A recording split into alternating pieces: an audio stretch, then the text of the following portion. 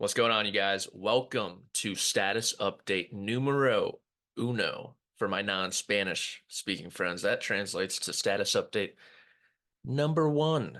And I've got many questions in my messages, and by many, I mean one, maybe two, about what this show is going to be all about. I even had one person ask if they can come on and be a guest, and I was like, hey, buddy, this might be a celebrity death match situation. Do you even want to come on? You don't know what this show is going to be. So it's going to be short, quick hitting. I think Michael Scott once said a 45-day, 45-point plan to save the company. This is going to be about a 5 point, maybe 20-minute series each week where I take the most important thing from the tournament, from the world of golf, from the prior week, and talk to you all. Put my own twist on it. There's a lot of good shows out there. There's a lot of bad shows out there. In 2024, we got to start calling out the bad shows. And you know what? I'm okay with this possibly being one of those. In fact, I am okay with it most likely being one of those. But we've got a space in this little world, and I think it's my duty to put my opinions and my thoughts out there, my little twist, my little dry humor. Some of you don't even realize when I'm being sarcastic. Some of you do, and that's the beauty of it all. And so I think we're going to kick off status update. I don't know what that was. It's early in the morning, okay? Hawaii time on the West Coast. I went to bed. I'm tired. You got some bags. I put a cold spoon underneath to try it out. It didn't work, whatever. We're going to start off status update number one with the most important topic from the Sentry tournament. And we got to start talking about Jason Day and his switch to Malbon, the former Nike athlete, the former world number one, the former PGA champion. He makes the big switch to Malbon, and it lights the golf world on fire. You have the traditionalists who are saying this guy looks like a bag of milk. And then you have these new cool, I mean, if you're into golf, you're not cool, but these new kind of COVID baby golfers who just got into the game over the last few years who are like, oh, emergency press conference, Jason Day with Malbon. The floodgates have opened. The dam has been broken. Who's gonna be next? Collab drops, wings on my foot joys. All this shit that means absolutely nothing. And I got 2 points about Jason Day. Number one, kudos to him for making the leap, for having the balls to do something different. You go up and down the driving range at a PGA Tour event, hell, at your country club, at any amateur tournament, everyone looks the exact same. They look like Jake from State Farm, the old one, obviously, and it just we need some nuance, a little difference out there, and Jason Day will be providing that at least a little bit. Second, for all these people who said Malbon's changing the game, guys, all they did was take 90s clothes and put like a Budweiser logo on it, or collab with Adidas, or collab with Nike. If anything, if anything, Malbon is the most uncreative clothing brand out there. They're not doing anything new.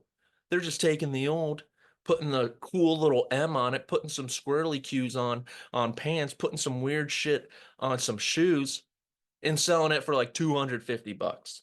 So, applause to Jason Day, thumbs down to Malbon. I think eventually they'll figure it out. I think eventually more people will come around to it, but it's a big day for the COVID baby nerds out there, right? The cool cats in golf, the guys who are listening to that J.R. Smith podcast, which I think is with Stephen Malbon, actually. Malburn. I don't know how to pronounce it. I digress. We're on to point number two, and we got to talk about Rory McIlroy. This past week, everyone has seen it. He was on Gary Neville's Stick to Football podcast, a really good interview. You should check it out if you haven't. And he really just took one, two, maybe three giant steps back in relation to the stance on live golf. And there's a few things to say here. One, it's always easier for these guys to open up to former athletes, current athletes, people not necessarily in the golf world who are asking easier questions and don't have an agenda. Because whether you want to admit it or not, just about everyone has an agenda in the golf world, in all walks of life, to tell you the truth. Everyone has their own biases, and Rory is a very polarizing figure right now these past 2 years with his words, with calling Live dead in the water, with saying F you to Phil Mickelson on the Netflix documentary, all these different things. And I think Rory's reading the tea leaves a little bit from 2 points of view. One, it's like, all right, Johnny Rahm, that boy got hundreds of millions of dollars. We need him on the Ryder Cup team. This thing's probably coming together sooner rather than later. And two, I might be seeing Ian Poulter in the locker room again. I might be seeing Lee Westwood in the locker room again. I've kind of gone at them on Twitter. I've gone at them in interviews before. And so I get it. Rory has been wrong a lot. He's been hypocritical a lot. And that's okay to say. But you can also say, hey, when new information arrives, you're allowed to change your opinion. I'm all about that. Both can be true in this situation. I think both are true of Rory McIlroy. Number three, we got to talk about Kevin Kisner in his debut for NBC Sports. Kiz was in the booth for Golf Channel this week, and I'm a very critical person by nature. I give him an A plus, and I tell you why. There is a sweet spot when it comes to color analysts, and we've seen it with kind of on-course guys who are buddy-buddy with these tour players where they're a little reluctant to criticize when it's needed. In general, golf media is reluctant to criticize. It's one of my biggest gripes with the space. And so with Kevin Kisner, I think there is a little bit of a concern where, hey, he's still chopping it up week to week. He's playing a pretty full schedule this year in 2024. Is he going to be okay criticizing a Chris Kirk or Brendan Todd, who are both in contention this week? And we saw at first glance, he was A-okay. And so I think there's this window for color analysts between when you're done playing your best golf and someone like Trevor Immelman for CBS, who's fantastic, where you're in that window where you still know what it feels like to be in contention down the stretch of a big tournament. You know the shots still, and you know the guys, so you can relate to them. You can tell funny stories, like Brian Harman going to Augusta National and drinking out of the claret jug the first time that trophy's ever been at Augusta National. Kevin Kisner shared that story at NBC. So I think he's in that window. I think Kisner was great. He's a sharp guy. He's going to get the cadence a little better throughout his time with NBC. He's only doing it one more time throughout the year. He's going to be at the WN Phoenix Open the first couple days, which is going to be fantastic. And where he goes from there, I think will depend on how he plays. If he has a good season this year, he's probably going to put that on the back burner. But NBC, I think, has a replacement. I don't know, 3, 4, 5 years down the line. If Kevin Kisner decides he wants it, I think Tommy Roy is going to give it to him. On to the actual golf. We got to talk about world number one, Scotty Scheffler, the 36-hole leader at the Sentry. I went on CBS Sports HQ Friday night, and you know what? I gave him 7 wins on the season. Seven fucking wins. He won two. He won four the year before. It'd be more than he has in his entire career on the PGA Tour. I said he's going to win 7 times. And you know what he does? Oh, he just absolutely loses it on the greens over the weekend. But I think there's a lot of positives to take away if you're Scotty Scheffler. One, you're trying something different. We saw in 2023 him just beating his head against the table over and over and over, trying to just hoping something would change, and it didn't.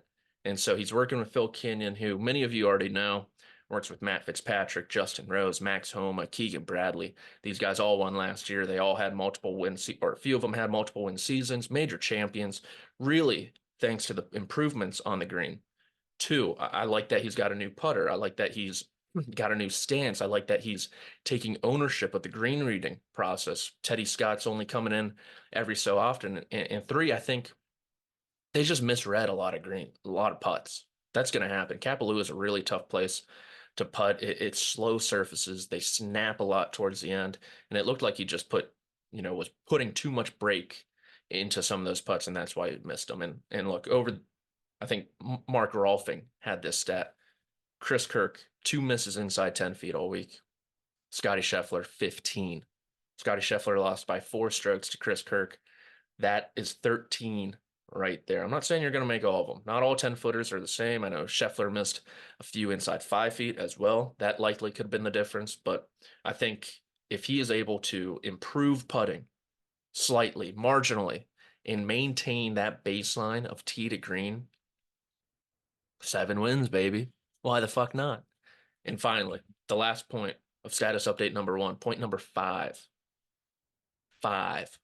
We gotta talk about Jordan Spieth and this season being his season. I loved what he said after finishing third at the Sentry, saying, look, I wasn't able to practice as much as I'd like to coming into this. This is kind of a one-off, but this next month I'm gonna get going for Pebble Beach. And you look at the signature event series with Jordan Spieth, where these tournaments are held, where the $3.6 million winner's check will be doled out. You had this week at Kapalua, a great course for Jordan Spieth, wide open. You can utilize his creativity, his putting on the green. He led the field on the greens this week. Pebble Beach, where he has won before. You have RBC Heritage, where he's won before. You have the Travelers, where he's won before. You have the Arnold Palmer Invitational, where he easily could have won last year. You, of course, have the major championships. He's always going to contend at Augusta National. He's always going to contend at the Open. I think US Open wise, that's probably the most difficult tournament for him. Pinehurst sets up pretty well for him. It really does. So you have those three: Valhalla, the PGA Championship, the missing link in his Grand Slam quest. You look at all of these, and you also have the Wells Fargo Championship. But there's a scenario where Jordan Spieth could make over $20 million. I'm dead serious. And if he plays like he did, I know it's kind of smoke and mirrors, a lot of putt luck, but he missed a lot of short putts as well. You think back on Saturday, that missed 3-footer on the 15th right there, and it's a completely different tournament heading into Sunday. If that's the case, he's in the final group. Everything's a little different. And so I think for Jordan Spieth, this is probably the most important season of his career just because it lines up so well for him. The major championship venues, the signature events. There's only 80 men in those fields, no cuts. Someone's going to win two or three of those. I guarantee you, someone's going to win two or three of those.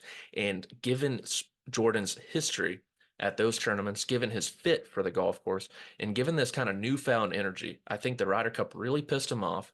I think he realizes, hey man, I'm 30 now. This is the second chapter of my career. It's time to get going. Am I just a guy or am I the guy?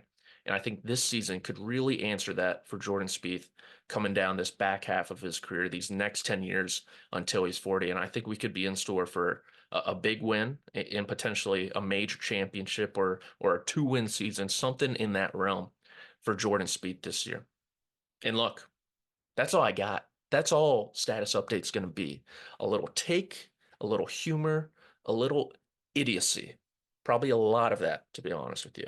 I don't know if that means like idiotic. It probably doesn't, but a lot of idioticness. Maybe that's the word I'm looking for. So, to producer Pat, to intern Rick, and to Patrick, I just want to thank you for watching Status Update numero uno. And we'll be back next week, baby, talking Sony Open, talking anything that happened at Waialae, maybe a little White Lotus for you. I don't know. I've heard season 3 is casted already. Maybe we'll talk a little bit like that. Who knows? But I'll be seeing you.